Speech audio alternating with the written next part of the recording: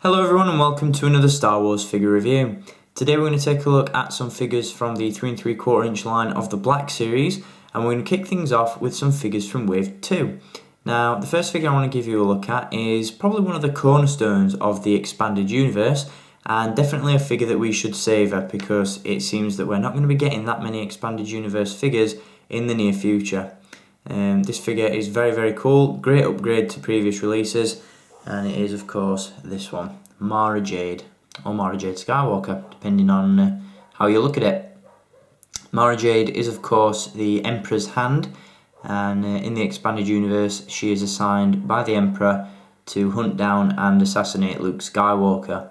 That plan doesn't exactly go as expected, as she ends up falling in love with Luke and ultimately marrying him. So, kind of an interesting backstory and a very interesting figure. It has its pros and cons, and we'll talk about those in just a bit. Before we do, we're going to take a look at the packaging that Jade comes in.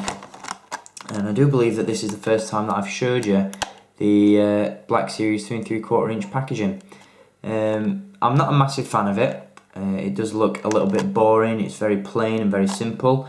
On the other hand, it does bring with it a professional and sleek looking design, and it definitely has an adult collector feel to it. You know, you don't feel like you're buying a toy with this packaging. I do think it works better for the 6-inch figures though, and we'll look at that in future reviews. Obviously on this packaging we do have an image of Jade at the top there, and we also have the Black Series logo at the side of that. On the reverse side, unfortunately due to this being a UK release, we do have the European sticker covering much of the card, but underneath this would be a stylised image of Jade as well as a character description as well. So that is the packaging for Jade. Now let's take a look at the figure itself. As I said at the beginning of the review, this figure does have its pros and cons.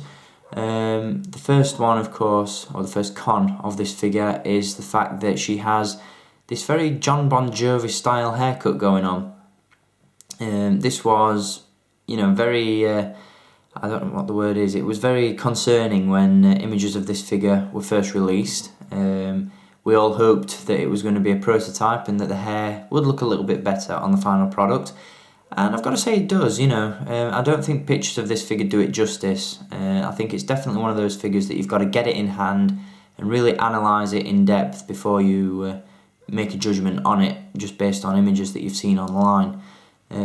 I'll admit the hair is a little bit wild and a little bit big, but it doesn't look too bad, in my opinion. The head sculpt is reasonable. We can't really say it's accurate because no actress has ever portrayed Jade, at least in any motion role.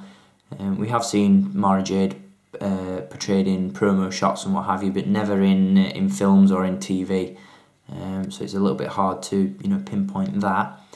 The rest of the figure though is fantastic. The sculpt, the accessories, everything is really solid. And as I said at the beginning of the review, it's definitely a vast upgrade to previous releases of Jade. I do believe that we've only seen 2 figures of Jade so far in the Hasbro line. The first being in 1998 in the Expanded Universe Power of the Force line, and also in 2007 as part of the Comic Packs range. In terms of articulation, Jade is packed to the brim with posability.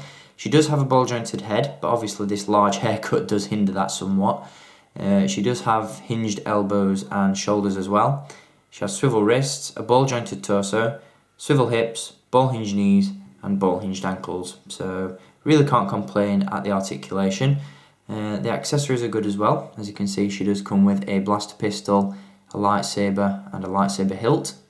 And on the reverse side of the belt, she does indeed have a holster for the blaster pistol. Overall, it's a great figure. Definitely one of the most sought after figures from Wave 2 of the Black Series. I'm a really big fan of this figure, and I'm really glad that I decided to pick it up. And if you see this one on shelves, I highly recommend that you pick it up as well, because it's a great addition to any Star Wars collection. The only issue really that I have with this figure is the fact that she didn't come with her headgear and goggles as seen on the the card back there.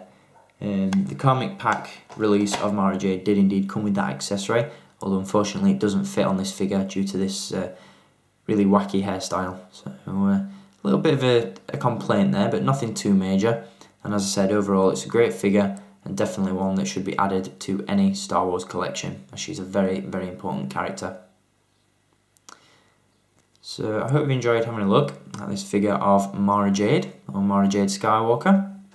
And I'll be back with some more reviews on Black Series figures very, very soon.